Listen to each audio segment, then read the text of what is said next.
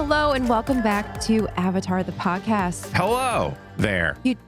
YouTube edition. YouTube edition, video edition. Watching. The next step in the evolution of Avatar the podcast that we've been doing for five episodes now. Yes, I still feel a little awkward because I know, at its core, this is a podcast, which people listen to because that's how you engage with podcasts. You use your ears and you listen. So I feel a little awkward whenever I say YouTube edition or video edition because obviously if you're listening right now, you can't see our faces. But if you were to go over to youtube.com/Avatar the podcast, you can see us live and see our faces. It's true. We do cute poses. That's what that was. If you're like, there was an awkward pause there, it's because we were posing gracefully, I might add. Very graceful. You look lovely. Thank Yes. you. And you and you too, as did you. We are your hosts, Acorn Bandit and Booster Greg. Hello. And we are here with another episode of Korra. But before we dive into today's episode, we have more 5-star reviews to read. Yes, that's right. The first one comes from Kurtman1. And they write, what an angtastic accident. When Avatar first came out, my son started watching it every week on Nickelodeon, and I spotted Appa on the TV and asked my son about it. He was in book 1 at the time, and every time I noticed him watching it, I would ask him about it. One day, someone gave me a Netflix membership that included 2 DVDs. I decided to use my DVD choice on Avatar.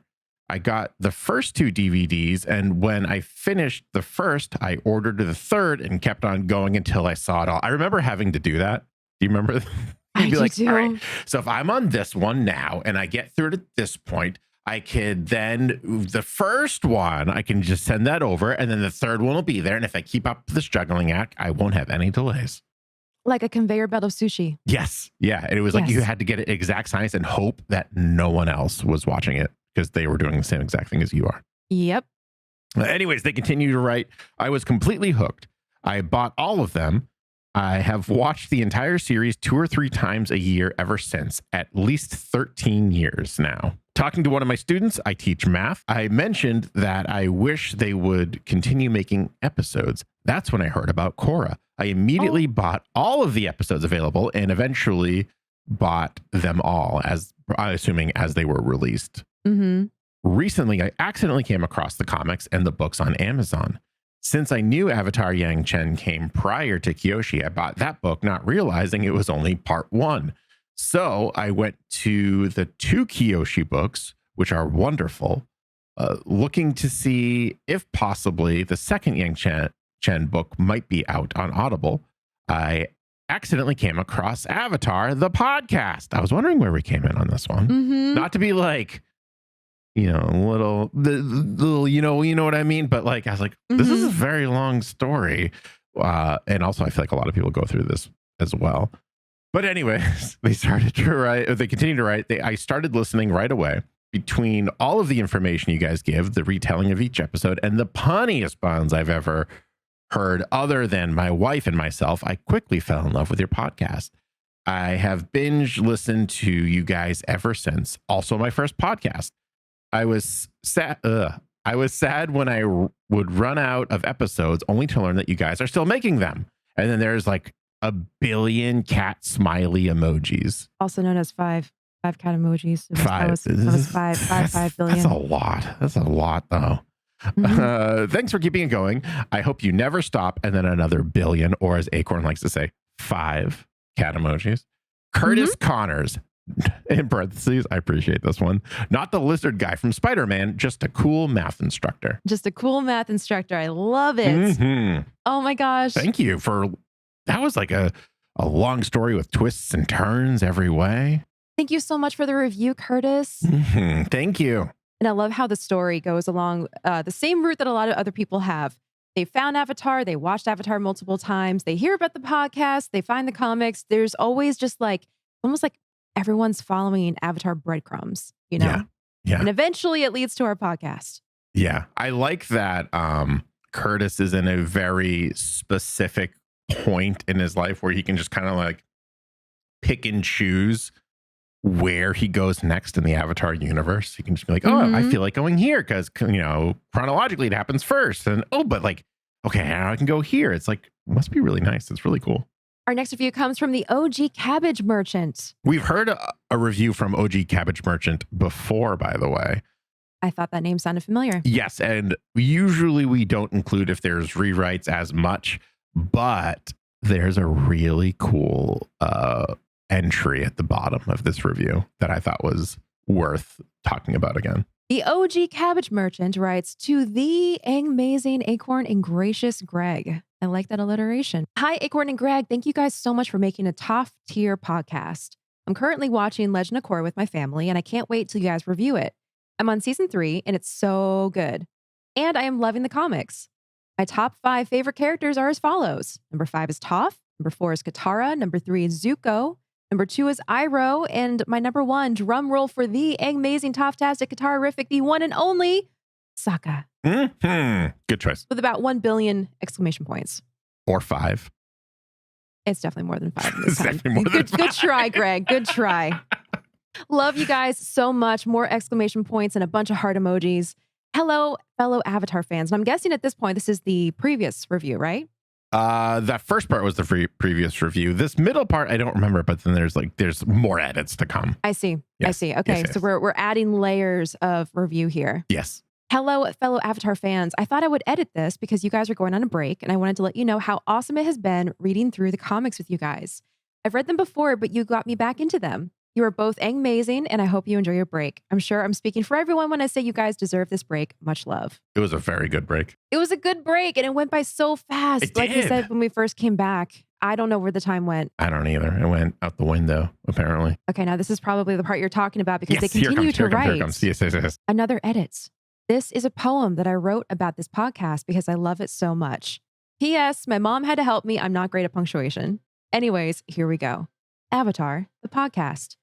A place to find, a community of fans who are kind, with insights and humor they explore. The world of Avatar and so much more. From Aang to Korra, they cover it all. With humor and wit, they never fall. The Avatar universe is their playground, and their love for it truly profound. So if you're a fan of bending in lore and want to explore the world even more, tune into Avatar, the podcast, and be enchanted by its magical broadcast. Isn't that so good? That's amazing. Are you kidding me? We have a poem now? That's so good. Oh my gosh. OG Cabbage Merchant, that was wonderful. That was Thank very you good. so much. Also, OG Cabbage Merchant's mom, thank you for helping with the punctuation and being a part of that. Absolutely. Appreciate it. You know, as far as reviews go, those were some really good reviews. Thank you. Thank you so much. They were really good. We have a couple more coming up in the following weeks that were pretty good too. But this poem really just like set it over the edge for me. Like I really liked it. I think it set my weekend. Yeah. Yeah. Like that's the vibe that I want for my weekend. Just poem. so good. Good Just, poems. Yeah. Yeah. I Good hear poem you. vibes. All right. Well, if you haven't written a 5-star review, you can do so over on Apple Podcasts, which you can access on, of course, any Apple devices. I think you can also sign in on the website. But as we have discussed more than once, and as we have expounded upon, we cannot read your 5-star review unless you have written it. So if you want us to read your 5-star review, head on over and use your words. That is how the written language works. It is. Yeah. Use your words and have them be kind words if you're feeling that, you know? Oh, yes. You can also remember we have polls now on Spotify and Q&As. The Q&As are set to just kind of like, what do you think of the episode? Because like, I can't think of a better Q&A other than that. People can just kind of like say hi and like leave with their thoughts and such and keep it general. The polls have been very specific and they've been very interesting. They've been more or less one-sided, but that one-sidedness, it's getting more even is what I want to say. I don't know why I was trying to be fancy about it, but like ever so gently, every single Q&A, it gets a little bit closer to 50-50, which is pretty funny. Oh, I see. So is that just you fine-tuning your questions for the polls? No, I think we're just... Well, I mean, like the first one was very hard. Was Korra a jock? And I eventually changed my mind too. Is yes, she's a jock. I was admittedly conflating the idea of a bully and a jock together, and that shouldn't be the case. It's a very antiquated way of thinking about it. I understand that. I've changed my ways thanks to the podcast. But I think the second one was: do you think that Mako and Korra are Zutara 2.0? 2.0. And a lot of people say, like, I think it's like 70-something% are saying yes, but it's like almost 30 something percent that are saying no, which is a huge improvement over the previous week. Yeah, that is interesting. So it's been kind of interesting to think, like, I thought it was going to be a very similar vibe to the jock question, but it's not. So it's very interesting. I'm really liking this idea of being able to see what people think. And it's on the YouTube, you can do these polls as well. But it's just cool. I just like it. Yeah. It's It's kind of interesting. like last week we were talking about how we wish we were able to see the commentary when the Yes, show was first coming out. It's almost like a way of us like re-experiencing that ourselves. it is. Yeah, kind of. All right, well, let's jump into today's episode, which is the spirit of competition, or as we like to call it. Korra goes for it. That's right. In more ways than one, which is why those, as we like to call it, work so well when we can get a couple layers of meaning into that. As the last couple episodes have gone, this is written by Michael Dante DiMartino and Brian Konietzko, directed by Joaquim Dos Santos and Ki-hyun Ryu. We're getting better, but we're still not perfect. The episode starts in the pro bending gym where the fire ferrets are practicing. They're barraging each other with their elemental attacks until they simultaneously knock each other out. Laughing, they agree that it's nice to be able to practice again in spite of Korra's new task force responsibilities. Asami arrives and delivers their new uniforms with the Future Industries logo on the front. And Korra cringes at her and Mako's lovey greeting. They like rub noses, all like sweetly. Bolin romantically hints when Mako and Asami leave at him and Korra being the only two remaining in the gym, which, you know, we're alone, just the two of us here, alone. And Korra does not really pick up on that, or she does and she drops it immediately because she quickly leaves with the excuse of airbending practice with Tenzin on Air Temple Island. There's some foreshadowing and some interesting stuff going on just in this intro right here. So there's like this triangular formation that they kind of have when they're training. And that kind of foreshadows this love triangle between the three of them. Oh, true. Already. Very interesting. I feel like I'm actually kind of feeling, to be honest, a little bit of whiplash between the two storylines right now, between the A plot and the B plot. And which, just for listeners, what like, define the A plot and B plot? A plot for me would be Amon and the Equalists and all of that. And the B plot for me personally would be the pro bending stuff, because I still don't like it very much. It's very like, it's just not having the right vibes for the underdog team that's going all the way. Like, I love a good underdog sports movie. I'm not a sports guy, but like the Mighty Ducks, the Replacements, like all of that, like it's great. But this has just been Hardball is another great one. This one has just kind of been like, and maybe it's because I'm more invested in the Amon stuff, but I feel like we've been getting some really good Amon plot. And now we're back to, hey, I'm glad that we're finally getting to practice as a team. And I'm just like, oh, it's going to be one of those episodes, isn't it? I see what you're saying. And I think if I were to look into that, I think the reason it feels like whiplash for you is because of the amount of time that's dedicated to each thing. It's less like woven finely and more like structured in big chunks. Like, obviously we got a whole episode of pro bending and romance and love drama and love triangles and all the things, pro bending stuff. Meanwhile, I'm thinking back to like Avatar: The Last Airbender, and it feels like each episode touched on about 5 different plots on average. Well, okay, I take that back. 3 plots on average, up to 5, because we would check in with all these different characters from different parts of the world and like do little touch points. Yeah. Whereas I think the pacing of Korra is a little bit more chunky.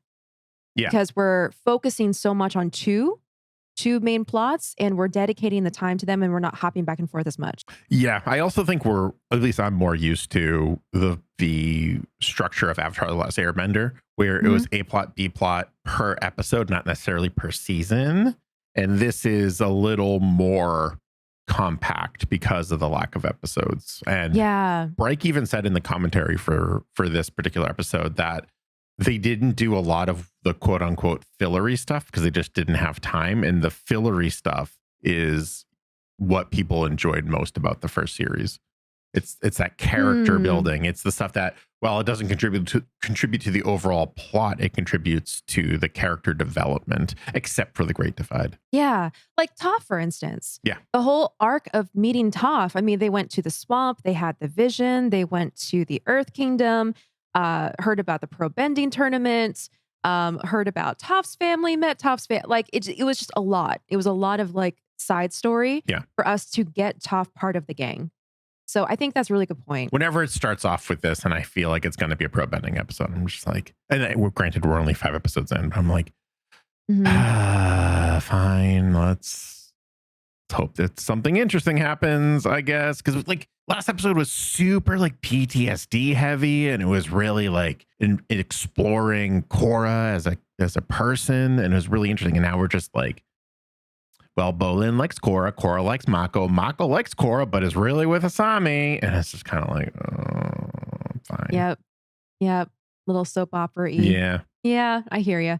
But at the same time, and I think this is something we're going to fall back on consistently, the pacing is different because I think in the back of their minds when they were writing this, they were thinking one season, one season, one season, one season. That is true. You know? Yeah. Like, I'm sure that affected a lot of their decision making in writing this season. And that's like a whole other tangent. That's like a can of worms that I get so heated about when writers have to write to like executive and channel expectations. Like they can't just write the story and be creative. They have to like think about, what if it gets canceled? Yeah, that is obnoxious. Bryke, at least for me right now, feels like the type of creator that kind of needs to know when the ending is, and they need to like have that reassurance so they can do the best work they can possibly do. Because if they're like worried about getting canceled, or if they're worried about anything else, it's just going to suffer. Well, anyway, that night, while giving Pabu a bath, Bolin casually asks Mako what he thinks of Korra as a girlfriend. Responding that she is great, Mako tells his brother that he thinks Asami makes more sense as a girlfriend for him at the moment. Bolin protests, saying he was referring to himself. And Mako quickly tries to recover from his statement by saying, like, oh, well, Korra's nice. She is maybe not great girlfriend material, but it's more like a pal. Bolin is shocked to hear this and announces that he and Korra are perfect for each other. When he concludes that he will ask Korra out despite what Mako thinks, his brother tells him that dating a teammate is just not a smart idea, especially not during a tournament. Seemingly agreeing with his brother's statement, Bolin mutters to Pabu that he was talking about real love, something he does not think Mako understands. It is just bizarre, the backtracking that Mako does. He's like, around Korra? Around Korra. He's like, oh, she's great, great girlfriend material. What do you get? But like, I'm just with Asami, so I can't. It's just too much. I can't. It's not right. I'm trying to be a good guy. And then his brother is just like, I meant for me, because you have a girlfriend, leave the ladies for everyone else. Yeah. And then he's like, oh no, she's not girlfriend material. So he like is like, yes, she is. No, she's not. And it's not good backtracking. It's just, I don't know. Yeah. It's a lot of understated emotions with these characters. A lot of like implied feelings with Mako. Mm-hmm. Him being like interested, but then distracted with Asami, but then also like still wanting to keep Korra almost open and not engaged with anyone else. Ugh, which is why he was I like, hate that so much. Yeah. I'm dating someone, but at the same time, I kind of like this person, so you shouldn't date them. The backup. Yeah. Imagine the hubris that you would have for the avatar to be your backup. That's okay. Okay, that's another thing that actually kind of bothers me. The fact that being an avatar, being the avatar, is such a huge part of Korra's identity and a huge part of her story and the way that she like sees herself in the world. Mm-hmm. But for everyone else, she's just like a regular person who just happens to bend more than one element. Yeah. I feel like, and this might be a commentary of the times, because back in Aang's time, the Avatar was this mythical figure. It was something that, transcended nature and was like, truly the bridge between the human and the spirit world and all this important stuff. Mm-hmm. Whereas in the modern day, there's so many other distractions and culture is really like starting to kick off, and there's progress and success everywhere. Like maybe people just think of the Avatar as like, a relic of the past and more like a person than anything. Interesting. I'm going to disagree, not with Mhm. what your observation is, because like, I agree with that, but Yeah, what are your thoughts? I think what makes Aang different from Korra is that in any other avatar, Aang was missing for 100 years. Mm. So I think that what we saw with Avatar The Last Airbender and that like attitude towards the Avatar of like, oh, it's this mythical being, like, it's this deity almost, right? Yep. Comes from his absence and not necessarily his role, because we haven't read the Yang Chen or the Kyoshi books yet. Yes. But what we've seen from all of them, from flashbacks, what we've seen from the Roku episode, they were also very like integrated into society, and they weren't as highly regarded as Aang was in Avatar The Last Airbender. Right. I mean, Roku palled around with the Fire Lord until, they split ways because the Fire Lord ended up being super evil, it turns out. Imagine. But also like they well, I don't remember the name of the town right now. You'll have to excuse me for that. But Kyoshi was on trial for murder. Like, you wouldn't do that to, someone who you viewed as more than.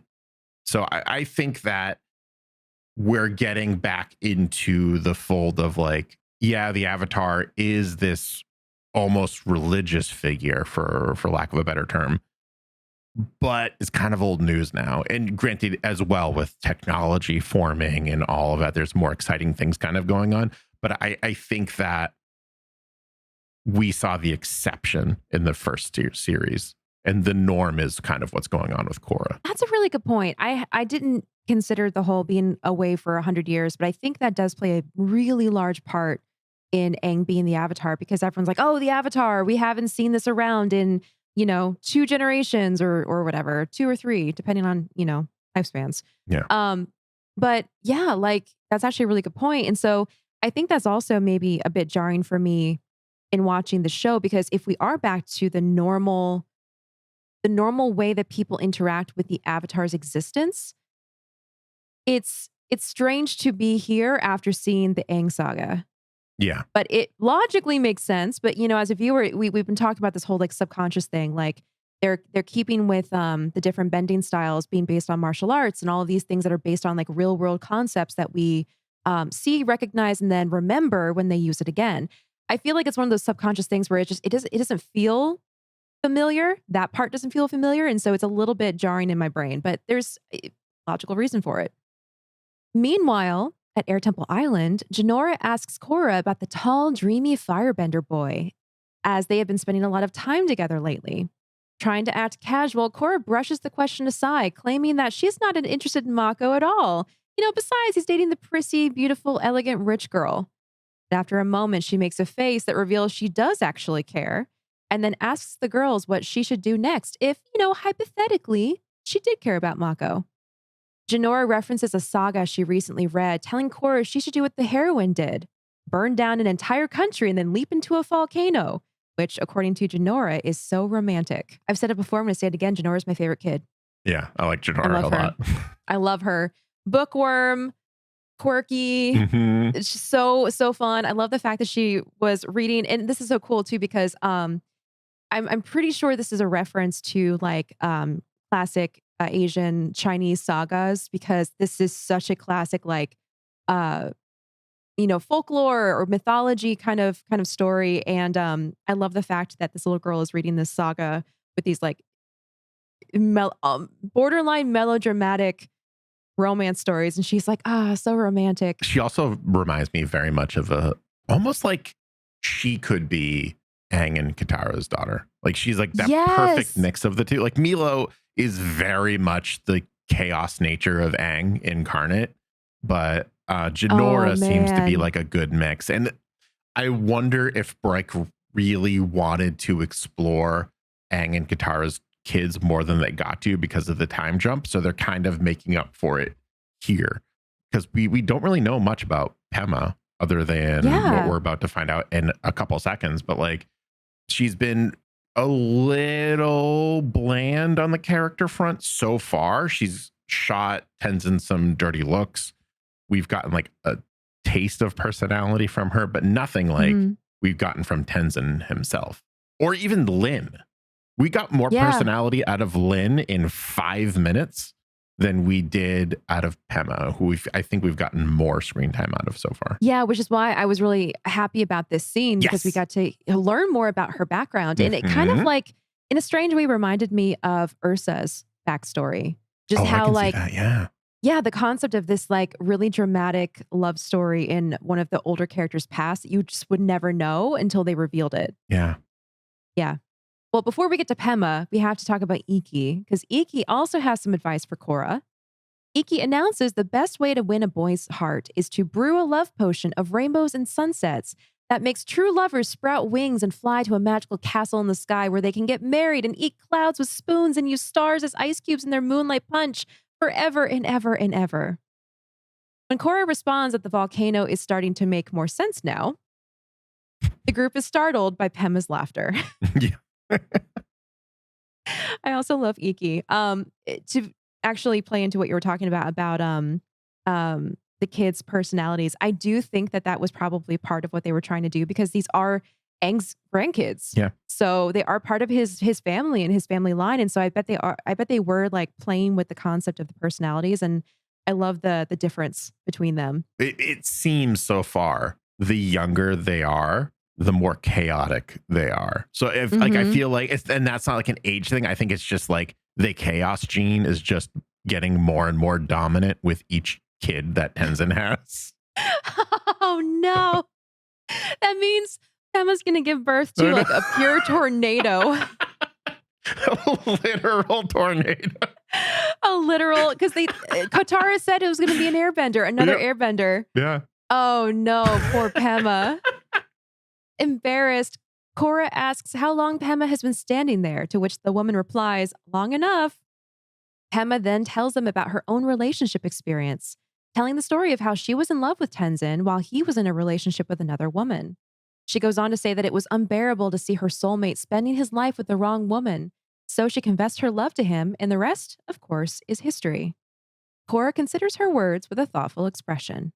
I have a theory about this to pose that I've already talked to you about briefly because I couldn't help myself.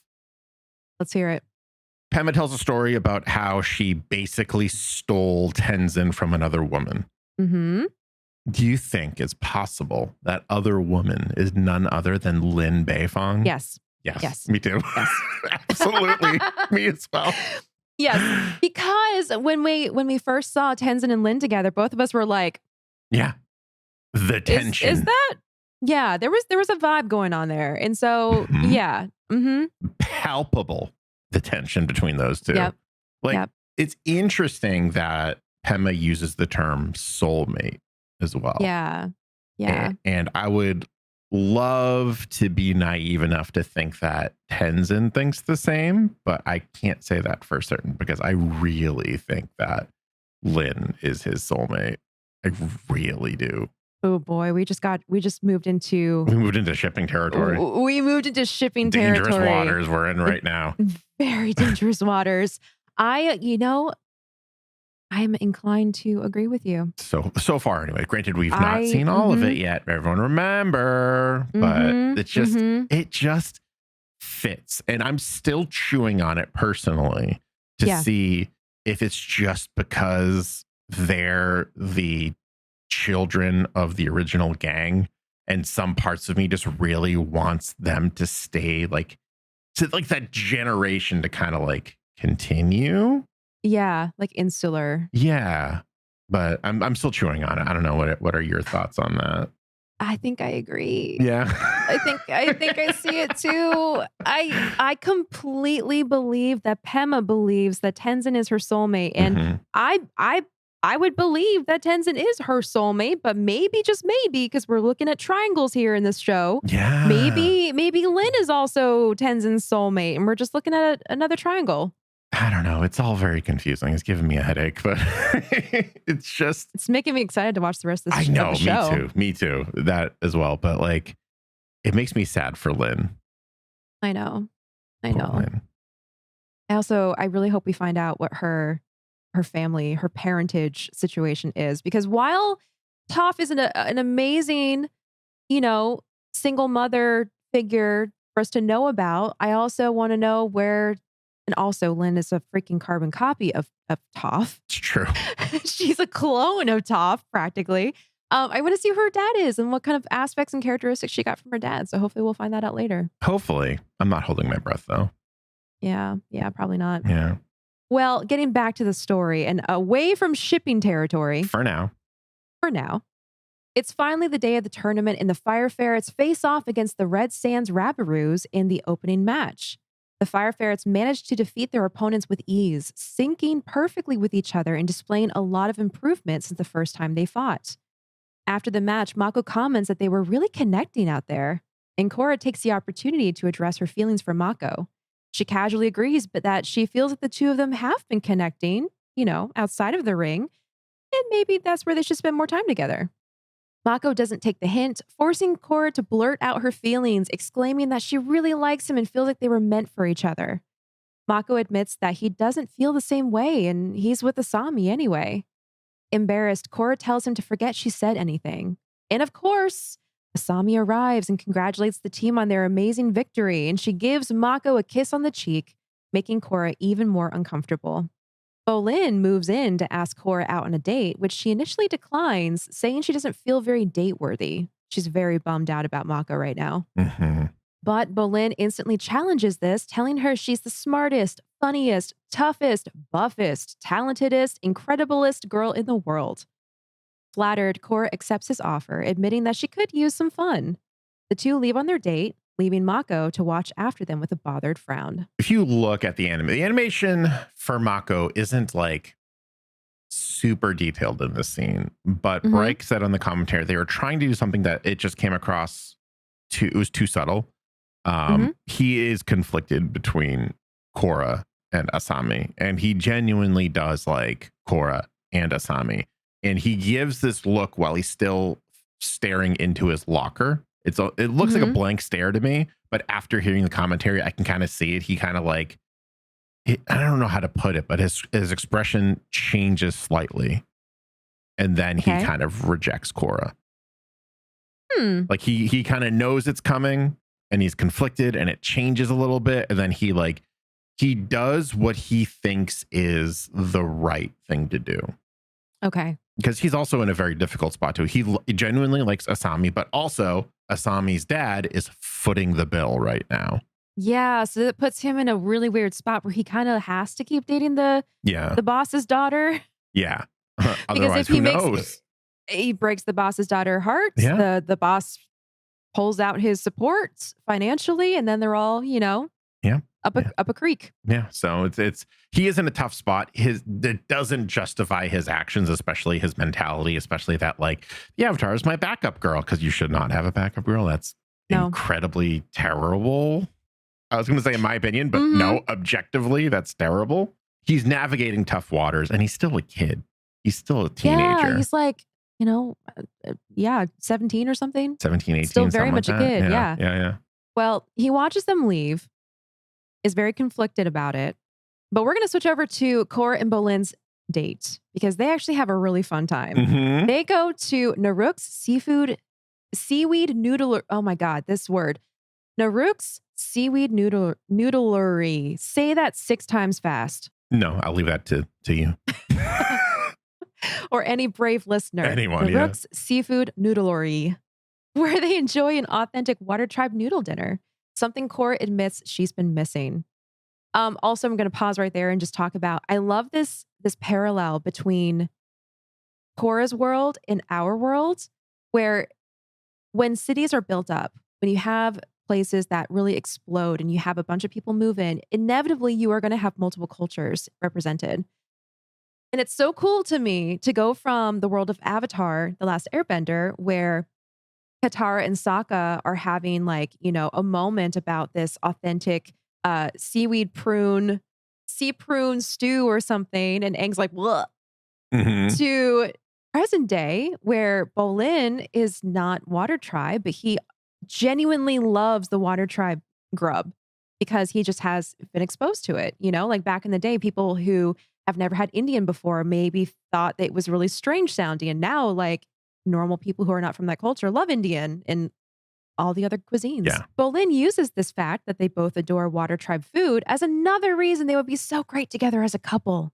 Korra notices how someone across a restaurant is glaring at them, and Bolin identifies the person as Tano, the White Falls Wolfbat's waterbender. Bolin tells Korra not to make eye contact, but it's too late. Tano notices them and comes over to their table with his gang of followers and begins provoking Korra. Eventually, annoyed by his suggestion that he could give her some private lessons on how to bend like a pro, she stands up, threatening to fight him. Bolin whispers a warning to her, saying that if she does fight him, they will get disqualified from the tournament. So after a moment, Korra whistles for Naga, and the polar bear dog sticks her head through the window and roars at Tano, startling him into a cower, which Bolin loves. I loved. Yep. I think everyone loved. Yep. Did Tano sound familiar to you? He should have, because he is played by none other than Rami Malek. All right, tell me where he has starred. I was waiting for a look of recognition on your face. I didn't get it. I'm not good with names. Okay, well then after I list off everything that he's done, not everything, but the things that I think are notable, I'm going to get that look, and it's going to be super satisfying. Okay. I didn't know this at first. Rami Malek's first credited role, according to IMDb anyways, is Gilmore Girls. But he's also been in BoJack Horseman. He's been in Blackout, which is a newer series, the movie Amsterdam, the video game Until Dawn, the HBO series The Pacific, the Queen biopic movie Bohemian Rhapsody, and last but not least, the show that made him famous, Mr. Robot. Oh. That's the look I was looking for. That's where, there it is. There it is. As Mr. Robot? As the main character. The titular character? Titular character, yes. Oh my gosh. Okay, wait, backtracking. Who did he play in BoJack? I don't know. I didn't watch BoJack. I didn't look at that. See, I love BoJack. I know. I gave That's it 3 awesome, attempts and I though. couldn't do it. Yes, so that was one of those things. I heard it and I was like, that's super familiar. And I've not known Rami Malek to be a voice actor. So I had to kind of go into the IMDb afterwards and see. And once I saw his face, I was like, that's brilliant. There's actually a funny little anecdote that Janet Varney shared on the commentary for this. When he recorded his lines, he sat super close to the microphone and he spoke super quietly. So the audio technician had to open up his mic even more than he normally did. So if you kind of listen, it sounds a little off. Yeah. And it caused this, or created this feeling amongst the other actors where they were just always creeped out by him, and they're like, he's so skeevy. And I think that was very purposefully done by Rami, using some microphone techniques that I don't think a lot of the other voice actors were using. Wow. So he sounds super loud but super quiet at the same time, and it's this unsettling effect that is perfect for Tano. It is unsettling. I'm thinking back to the episode and when he's talking, and he really does have that under the breath kind of speech. Yep. But it's still fully loud. Oh wow. That's cool. It's a fun fact. It's really cool, yeah. I forgot to mention this about Pema too very quickly. Yeah. Pema was casted by Bryke because they didn't want a typical sounding mom character, which is kind of unfortunate because I think she sounds like a typical mom. But Maria Bamford is actually a stand-up comedian, which I did not know. And she did a private stand-up routine for Bryke because one of them was her friend. And they said the word friend very oddly. So it makes me think that they were, if not in a relationship, maybe a little more than friends. Okay. So she did a private stand-up routine. She was practicing for Bryke and a handful of other people. And they cast her just off of that. Oh my gosh. Off a comedy routine for Pema? That's crazy. So I think we're going to get more of a personality from Pema in the next episodes, or if not sooner rather than later. But I'm looking forward to that. Mike and Brian are some of the rare creators that try to give as much homage to concepts and people and characters as much as possible. Yeah. So, I mean, already knowing that, I can kind of see the base layer of comedy in Pema's character. I'm thinking back on everything she's ever said so far in the Yeah. show, and I can see potential there. So I'm excited. Well, after Naga scares the crap out of Tano, Tano and the rest of his group leave, much to Bolin's amusement. Korra and Bolin then enjoy the rest of their date, ending the night on Harmony Tower, where they look out across Republic City and all the sparkling lights. When Korra makes her way back to the pro bending arena for their quarterfinal match, she finds Mako awaiting her on the stairs at the entrance. He asks her what kind of game she's playing with Bolin, as he is convinced that she is only going out with his brother to get back at him. Korra points out that they are only having fun, while wondering why would Mako care anyway.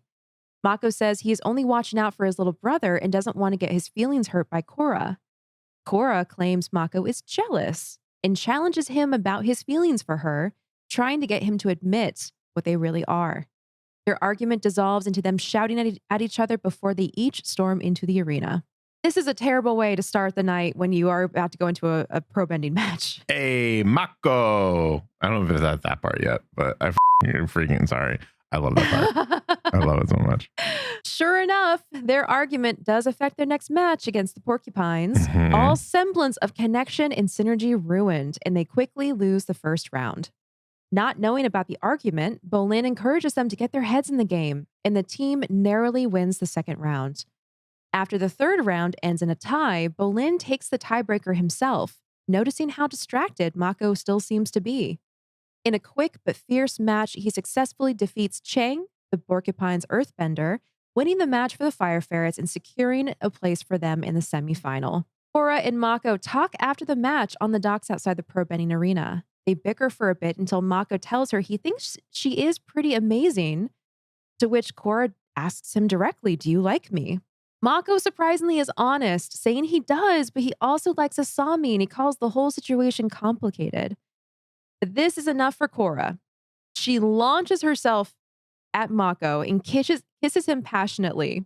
And Mako returns her kiss after a moment of surprise. But of course, it is terrible, terrible timing, because when they break apart and they look behind them, they see poor Bolin standing there holding a bouquet with the saddest look on his face. And of course, like a stray breeze of wind comes through and starts like blowing the petals away I from know. the bouquet. It's so melodramatic. It is. The young earthbender stands there and he bursts into tears and then runs off. I really like what Break is doing with this particular love triangle. They know the fans love to ship. Like we're addicted to it. Like I can't help it. I feel like a lot of other people can't help it. We were just talking about Tenzin and Lin. We can't help it. We literally got a story that doesn't mention anyone other than Tenzin and Pema, and we interjected Lin into that based off of a look of a still image, practically. That's how stoic they were from the first episode. Yep. What they're doing here is actually very ingenious. They're removing the shipping of Korra and Bolin with Bolin's reaction. So far, like, you could be like, I'm not, what would you even call that? Colin? No, that sounds terrible. Bora? That's not great awful. either. But like, I was never on, even before this moment, I wasn't really on board with that. They're just both Sokka. And you can't have Sokka date himself. I love Sokka. That's obnoxious. I'm sorry. That would be a lot. That's a lot of Sokka per square inch right there. But what they do is they have Bolin witness something that is truly heartbreaking, and they make his reaction comedic.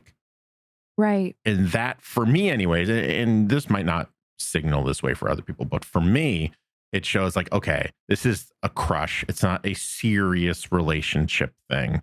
They're not soulmates. This is Bright saying, this is not a real thing. Don't worry about it. Look, it's funny. He's crying like a toddler. Like, look at him go. And he runs off. And the way he runs off is even comedic, because it would be very easy. It would actually be easier from an animation standpoint to just have Bolin like drop the flowers and like turn towards the wind and walk away in silence, but they don't do that very strategically. And I appreciate that. They're trying to manage expectations, and I think it's working. Yeah, no, that's a good point. And like we've had a lot of love so far in these first 5 episodes. So this, you're right, with one look, essentially knocks out one of the pairings and narrows things down. And especially now that Korra and Mako have kissed, Yeah. that's going to take center stage because now Mako's going to feel conflicted and guilty around Asami. Korra's going to feel expectant and possibly a little guilty around Asami. Like it's now shifting the focus to the love triangle of Korra, Asami, and Mako. And for me, I don't know if anyone else felt this way, but that kiss right there was very reminiscent of Aang and Katara kissing in Ember Island Players. Yes.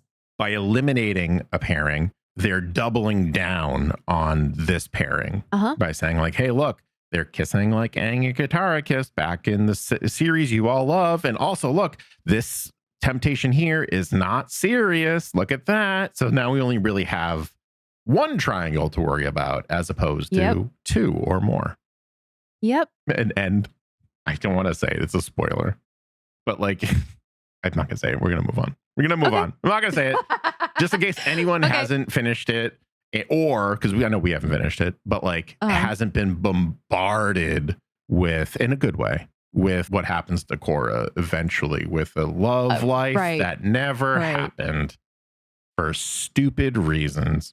Yep. We're going to talk about that. Yes. At length when we get there. When we get there. Absolutely. That's also honestly distracting me because I know how things end up. I know. And so I'm looking at this and almost like checking the authenticity of it. Yeah. If that makes any sense. It's like, are these just, teenage butterflies? Are these just like, little love hormones that are distracting and making things complicated? Do you really like him? Like, are you sure? But I do think it started out, what's the word? I guess authentic, because she does truly like Mako. She is really conflicted about it. I keep on trying to headcanon my way around it with the future knowledge that we have. That's a really good way of putting it. That's what I'm trying to do right now. And it's like, maybe she just loves the game and he is, in her mind, the embodiment of the game of pro bending, and that's why she thinks she likes it. But like, that's not really representative in what we've seen so far. I'm just lying to myself is what I'm doing, and I'm fully aware of it. Maybe we're trying to complicate it too much. Maybe this is like truly a high school type romance where you see someone who's cool and you're like, I like that person. Cool recognizes cool, and then a crush forms. The end. I have a couple of notes about the hey Mako guy. Okay. I love him so much. He's my favorite character in this whole episode. Spoilers, he will be my MVP because he's just amazing. There is kind of a name for this character. Kind of. Okay. The fans have been calling him Moff, M-O-F, and it stands for Mako's only fan. It's the only fan that Mako has ever. So he's actually voiced by the co-executive producer and I think director on a couple episodes. He's definitely directed Avatar: The Last Airbender, Joaquin Dos Santos. He's not credited at all. But Dos Santos saw the drawing of the character standing there and he kind of made a small joke about it. I'm assuming in what's it called? Not thumbnailing, storyboarding, in the storyboarding phase. And he made a joke about how it would be, it seems like that guy is just excited to see Mako before getting shut down. So like, he's like, hey, Mako. Mako slams the door on his face, essentially. He's like, oh, okay. That's so good. I love Moff. He's just like my favorite character. It's like that same thing. Bryke does this brilliantly. It's that like stupid side character that's there. It's the foaming mouth fan, right? It's that same deal. They just get this guy. You'll never see him again. You'll never know his name. But he adds so much to the scene. So we're going back to this moment of drama and pain and heartache because Bolin runs off and Mako runs after him. The next morning, Mako goes to Naruk's seaweed here we go again. Here we go. Mako goes to Naruk's seaweed noodlery knowing he'll find his brother there. He asks one of the employees if he's seen Bolin, and the man points to a table by the window. Mako sees his brother there, slumped over, sleeping between stacks of empty noodle bowls, with Pabu sleeping in a bowl itself. He's like Pabu's little belly. He looks like he's drunk in a tub. Pabu. Yeah. So good. And you know what it's a callback to? What? In The King of Omashu, when Momo gorges himself on food. I forgot about that. Yep. That's so good. Oh man. There's really cool behind the scenes trivia that is hilarious, and it shows what Bryke has to go through on a day-to-day basis with Nickelodeon. Ooh, really? So Nickelodeon originally wanted to cut the scene of Bolin being noodle drunk, for lack of a better term. Yeah. Because it's like too adult, like there's inebriation that doesn't go with the kids kind of like network that they're building or they have built and are successful with, right? And then Bryke goes, cool, but SpongeBob did it. So basically, whenever anything happens that Nickelodeon's like, you can't do that, Bryke looks to SpongeBob and to see if they do it. And they probably have, if not worse. Oh my gosh. So at that point, Nickelodeon was just like, all right, fine. You can keep it in. But they were really against this whole inebriated state of Bolin. Oh my gosh. That's so interesting. And I mean, that's really funny because I watched the Orange Years recently, and they've done worse. Yeah. Oh yeah. I'm sure. They've covered worse topics or more controversial topics in the past as a network. So that is funny. But good for Mike and Brian holding their positioning and finding ways to get around it. Because I really do think it's so Bolin too. Like, we just learned that he loves Water Tribe food and he goes on a date there. So it's almost like, he just had his heart broken by Korra. So he goes back to the last place where he shared a meal with her and then basically just pigs out and eats his feelings. It's perfect. He eats so many noodles, they're literally coming out of his nose. And then other places. Other places, I'm sure. Yeah. Well, Mako knows his brother well enough to know he was going to be here. So sure enough, he finds his brother slumped over, sleeping amidst his empty bowls of noodles. And he tries to rouse Bolin, but Bolin begins to cry hysterically again and calls Mako a brother betrayer. When Mako tries to remind him that the upcoming match is one of the most important matches of their career, Bolin refuses to come with him. And so finally, fed up, Mako throws Bolin over his shoulder and carries him out of the restaurant, telling his brother that he did warn him that dating a teammate was a bad idea. Telling your brother that dating a teammate is a bad idea after you kiss said teammate in front of your brother. I told you so. And he's a giant hypocrite, and I hate it. Yeah. Yeah. That was definitely a hypocrite moment. Good thing Mako has that one fan.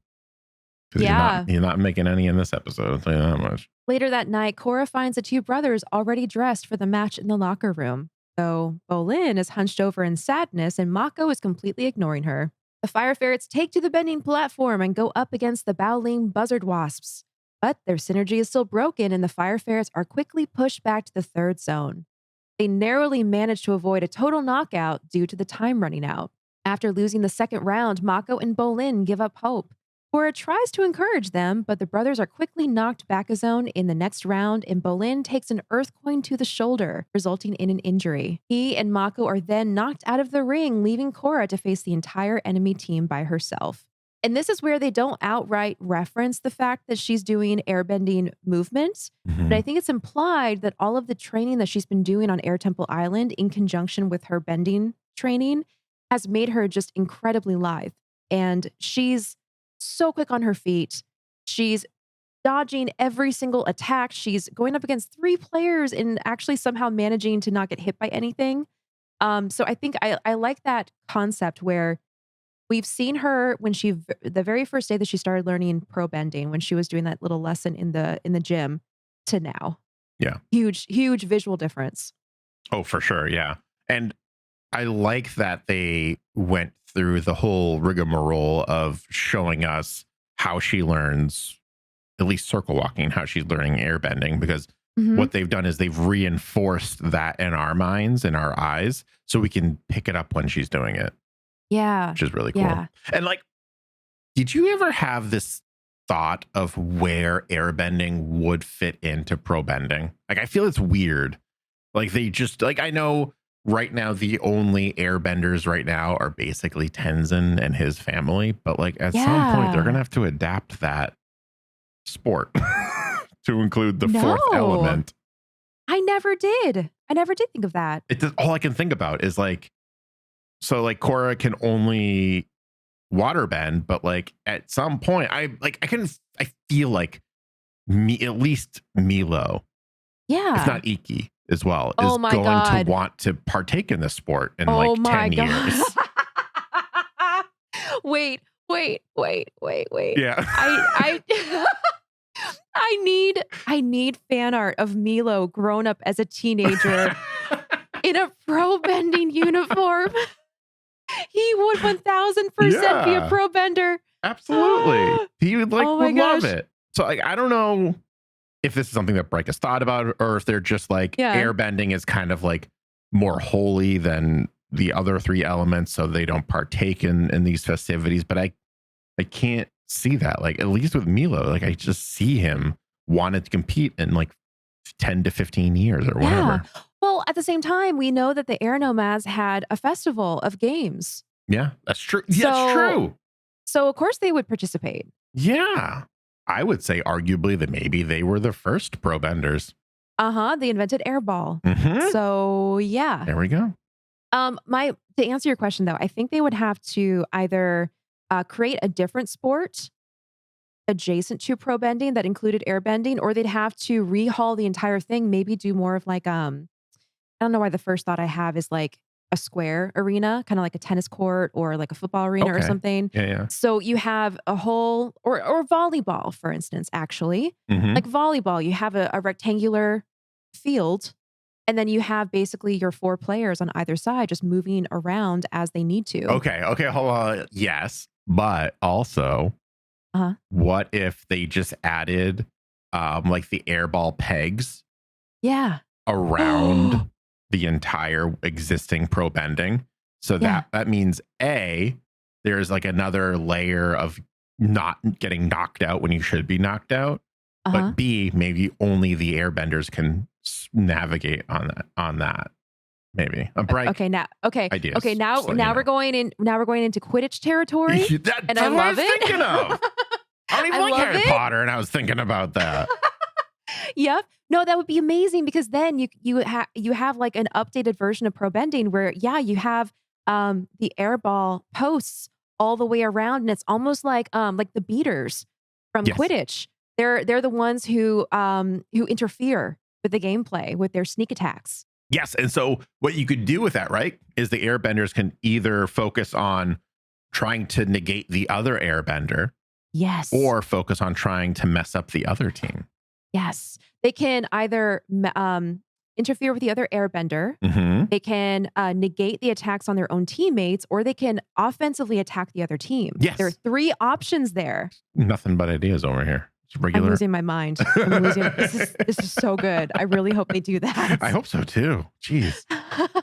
Also, I need to see Milo grown up. I know. In a bending uniform now. That's on my bucket list. I can't even picture what Milo would look like grown up right now. It's like that episode of Rugrats where they show Tommy Pickles as an adult, and it's just his head on an adult body. That's what I see with Milo. Oh my gosh. Okay, before we fall further down the pro bending rabbit hole discussion, let's get back to the story. Yes. We just left Korra basically facing the entire team all by herself. Mako helps Bolin out of the water, and the 2 brothers apologize to each other on their way up the elevator, and they're standing there on the lift watching Korra dodge every attack the buzzard wasps throw at her. Finally, with 10 seconds remaining, the buzzard wasp players line up in a single file line. They just happen to move into that position on the other side of the court. And Korra launches a water attack and basically knocks all 3 of them into the water in a spectacular knockout, which wins the game for the Fire Ferrets. When Korra rejoins her teammates in the locker room, Bolin praises her for the knockout, claiming it to be the coolest thing he ever saw. And Mako thanks her for not giving up on them. Korra agrees that, things got confusing between them, but hopes they can still be friends. They're all just kind of reconciling. and they all forgive each other. At that moment, though, the White Falls Wolfbats enter the locker room for their match, and Tano, of course, starts taunting the Fire Ferrets. Korra tells him, yeah, well, if you win, we're going to face you in the final, and it's not going to be a big deal. We're gonna beat you easy. And he just kind of laughs and keeps on going. Asami, as usual, enters the locker room to congratulate them. And also, Korra was the bigger person here, and she goes out of her way to say thank you for you and your father sponsoring our team. Like, you're the only reason we're here at the tournament. So thank you, and this and that. And then Bolin, poor Bolin from the side is like, okay, guys, this is all great and all, but I'm in pain. I need medical attention. And Korra goes over there and starts healing him with water bending. And I love this little aside. She mentions that she learned from the best, Katara, on how to heal with water bending. I feel like this is a little heavy-handed for me. Yeah. It's a good reminder because we've only seen Katara like, a brief moment in the tundra, basically. So I liked it. It was a little aside. And also, I guess if anything, it sets up the concept of Korra being a healer in the future in case anyone gets in trouble. Like this could be something that could get called back on, later. Yeah, I don't dislike that it was mentioned before everyone's like, oh, Greg just doesn't like Katara. He's just being Greg again, not liking Katara. That's not the case. It's just the writing of it felt a little like, I learned from the best, Katara of the Southern Water Tribe. Savior of the world, ender of the war. The world, wife of the former Avatar. I see what you're saying. Yeah. It just, I don't know. Like it could have been, I think, massaged for lack of a better term. A little bit better. I see. Or no, wait, massaged, pun intended, because she's massaging his wound. Here's your pun for today's episode. Bolin resists the healing at first, but then it's like, ooh, yeah, that's hitting the spot. This is actually helping. But at that moment, they hear the bell declaring that the match has ended. And all of them are like, wait, already? That was so fast. And they look out onto the arena and the Wolfbats are the winners. And the other team that they went up against are basically taken out of the arena on stretchers. They are not looking good. Korra and the rest of the team are shocked by this quick knockout and the sight of all of the seriously injured players. And they kind of had this moment where they're like, oh boy, this is what we're looking at in our future. We have to go up against them. The end. Two really quick points that didn't fit in literally anywhere in the episode, but I think some people might find it interesting. This is the first episode that Tenzin doesn't appear in.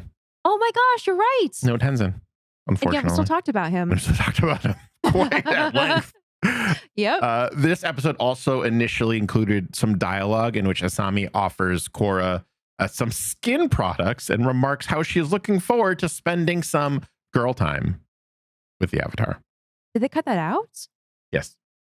Oh my gosh. Yes. That's weird. It's like, I'm glad they I'm glad they did. I don't think that would fit with the all the emotions of this episode. It's also very stereotypical gender specific. Like, wow, we're girls and we have similar friends, so we should be friends and do each other's nails and hair and skin. And like, it just doesn't fit with Korra as a character. And maybe that's the point. Maybe she would have had some like, maybe not kind of, because also she likes her boyfriend and all that. But like, it just doesn't fit with the vibe that's going on. So I'm glad that got cut.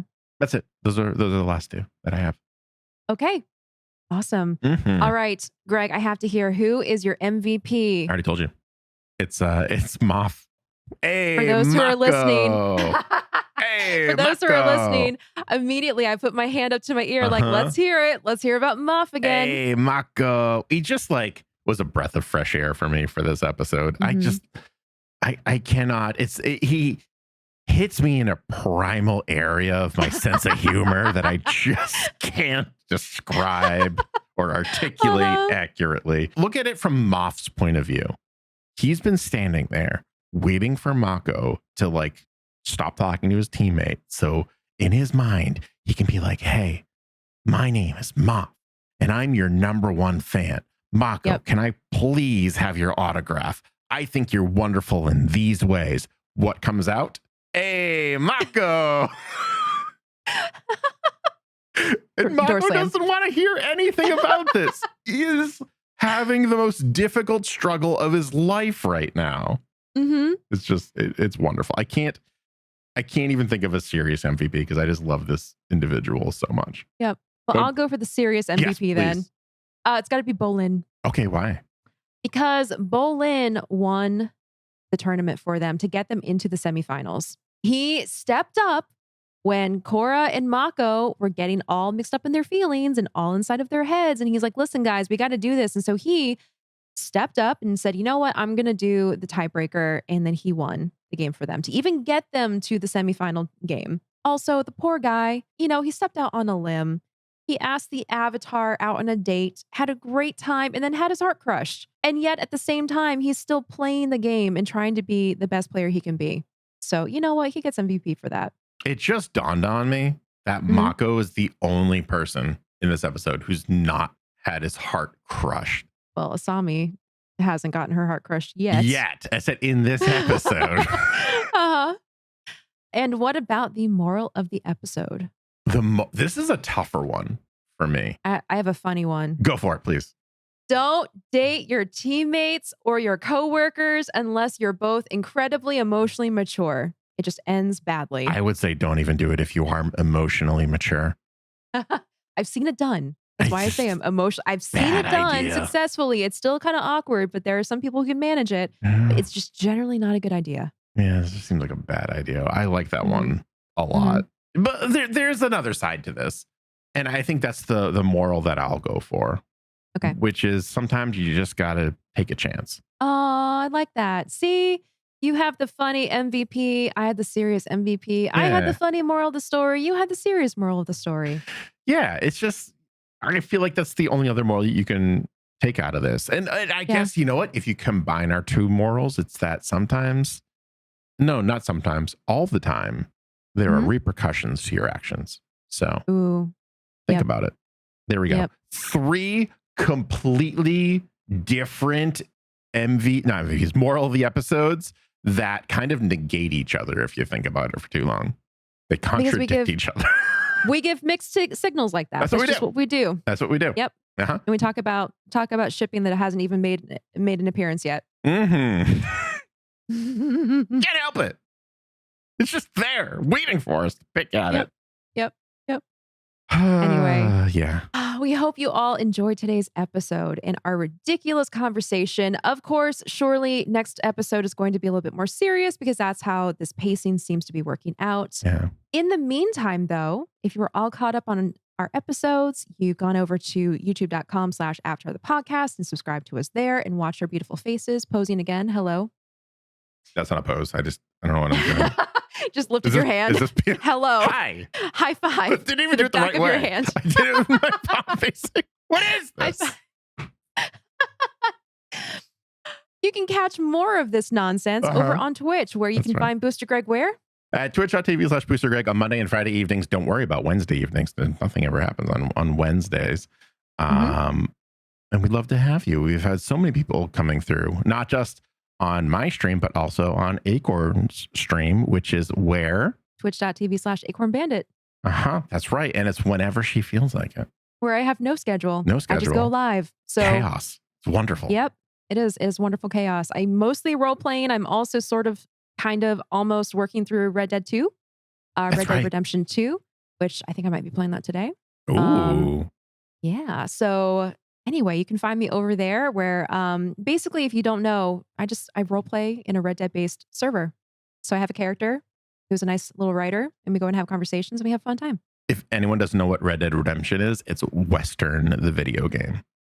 The Wild West in video form. In video game format. It's very good. It's beautiful. Absolutely. And I will say this. I've never said this before. If you can't quite catch us at our stream times because you live in a completely different time zone, we do also save our streams in a video format that you can also access on Twitch. So if it's just like, I know I'm on at like 1 a.m. starting time for UK people. Yep. I usually mean always save it, if not the day after that. So you can watch it, you can see what the vibe is. And if it's not for you, it's not for you. If it is for you, you can keep on watching those. You can, whatever you want to do. But there are ways to enjoy that content as well if you wanted to. Yes, that's a really good point. Basically, just go to the video section of any Twitch channel and you can see the VODs or videos on demand from past streams. It might also be called highlights, just to make it more confusing. Yes, yes, yes. But until next time, we hope you catch us on Twitch. You go write your 5-star review. You subscribe to us on YouTube. Do all the things. Patreon.com/Avatar the Podcast. Yep. Patreon.com/Avatar the Podcast. Love our all patrons. Yeah.